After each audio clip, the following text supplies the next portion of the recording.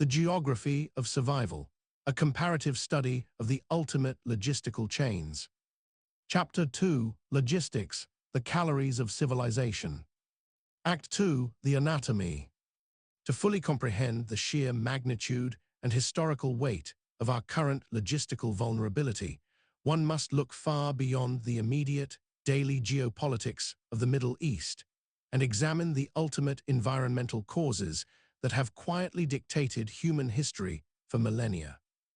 Throughout the centuries, the rise, expansion, and eventual collapse of great empires have been absolutely determined by their ability to access and control specific regions of the Earth that function as massive geographic batteries. A geographic battery, in this historical context, is a highly specific, localized natural environment capable of generating, concentrating, and storing incomprehensible surpluses of energy. In the world of antiquity, the ultimate and most coveted geographic battery was the Nile Delta. Today, in the modern industrial era, it is the Persian Gulf. The Nile Delta is an unparalleled masterpiece of natural geological engineering. It is a massive, arcuate, flower-shaped alluvial fan that stretches majestically for 150 miles along the sun-drenched Mediterranean coastline of northern Egypt, measuring roughly 100 miles in length from north to south. For tens of thousands of years, the longest river in the world acted as a relentless, continent-spanning conveyor belt. The Nile carried rich, dark, volcanic silt from the distant highlands of East Africa, transporting it thousands of miles before finally depositing it in a thick, fertile layer at the river's sprawling mouth. This highly predictable, annual flooding cycle created an incredibly dense, localized concentration of fertile soil and captured solar energy, which was then stored safely and efficiently in the form of caloric grain.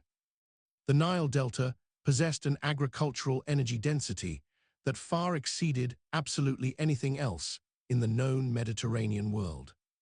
It was a singular geographical engine capable of producing massive, seemingly inexhaustible surpluses of wheat, barley, and papyrus, effectively becoming the breadbasket that fueled the ancient world's most ambitious civilizations.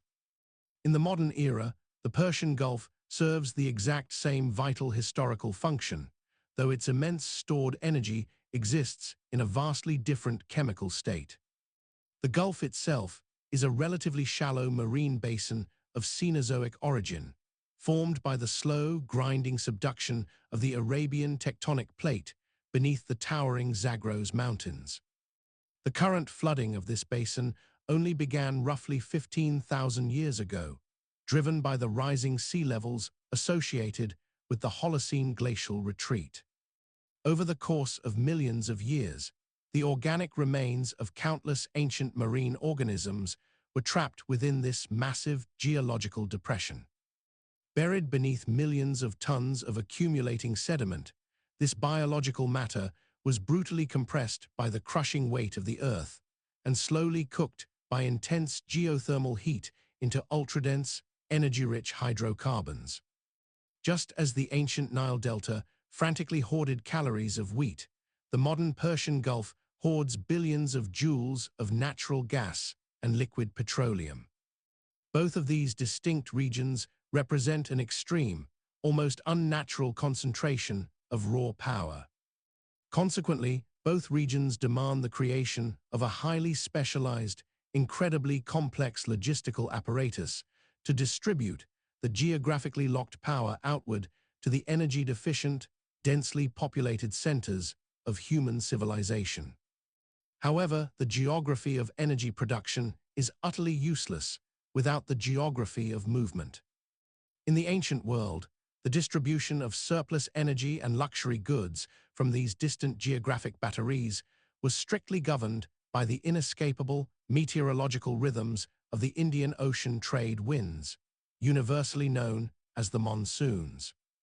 Long before the advent of the steam engine or mechanical propulsion, brilliant Greek, Arab, and Indian mariners discovered that they could actively harness the seasonal reversal of the Earth's atmosphere to safely cross the terrifying expanse of the open ocean. In the month of June, the massive Asian landmass heats up dramatically under the summer sun, creating an enormous atmospheric low-pressure system that continuously draws cool, moist air from the southwest. This remarkably reliable seasonal wind allowed daring merchants to cast off from the eastern coast of Africa or the mouth of the Red Sea, risking the deep, open waters of the Arabian Sea. By catching this wind, they were whisked steadily on a northeast course, arriving safely at the bustling ports of western India by midsummer.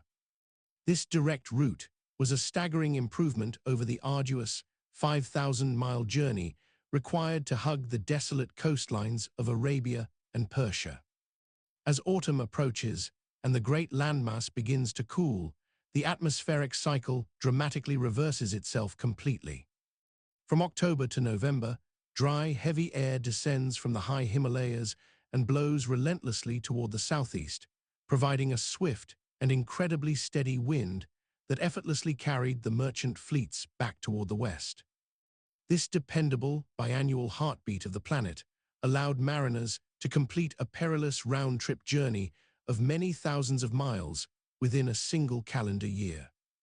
The ships that undertook these epic voyages, such as the famous Arabian dhow, were often incredibly flimsy by modern maritime standards. They were constructed entirely without the use of a single iron nail, their wooden planks meticulously sewn together with nothing more than resilient plant fibers. Yet powered exclusively by the predictable, invisible force of the monsoon winds, these fragile wooden vessels successfully moved the vast wealth of the ancient world. Ethiopian merchants trading precious gold and ivory, Yemeni sailors trading aromatic frankincense and myrrh, and Malay navigators trading exotic pepper and nutmeg all converged at a vibrant string of coastal emporia scattered across the ocean's rim. Because individual ancient traders generally refused to travel further than a single monsoon's seasonal journey from their home port, goods were passed continuously along a vast, overlapping multi-merchant chain. The precious silk and spices that eventually reached the distant markets of the Roman Empire were painstakingly handled by dozens of intermediaries over a tortuous journey that could easily last for years. The absolute timing of these ancient, life-sustaining voyages was dictated entirely by the weather, in the exact same manner that the strict schedules of modern supertankers are dictated by the deepwater channels and geopolitical choke points of the Strait of Hormuz. This absolute, uncompromising reliance on distant geographic batteries and massively extended supply lines gives rise to a terrifying geopolitical concept known as the logistical trap. Theorized extensively by political geographers examining the territorial assumptions of state power, the logistical trap posits a grim historical reality. As a civilization or an empire successfully expands its territorial footprint and grows its population, its increasing physical distance from its primary energy source simultaneously becomes its greatest strategic weakness. An expanding, victorious empire requires exponentially more resources simply to survive. It requires more imported grain to feed its swelling urban centers, more fuel to power its sprawling militaries, and more concentrated wealth to sustain its massive, bloated bureaucracies. However, because the geographic batteries producing these vital resources remain completely stationary, the supply lines connecting the imperial core to the resource-rich periphery must inevitably stretch across hostile oceans, unpredictable weather systems, and highly dangerous geographical choke points. As the logistical chain inevitably elongates, the empire is violently forced into a paradox. It must expend a massive, ever-increasing amount of its own precious energy simply to protect the delivery of new energy. Vast navies must be built and maintained to patrol the distant trade routes. Pirates must be continuously suppressed through force of arms, and critical transit hubs must be heavily fortified and garrisoned.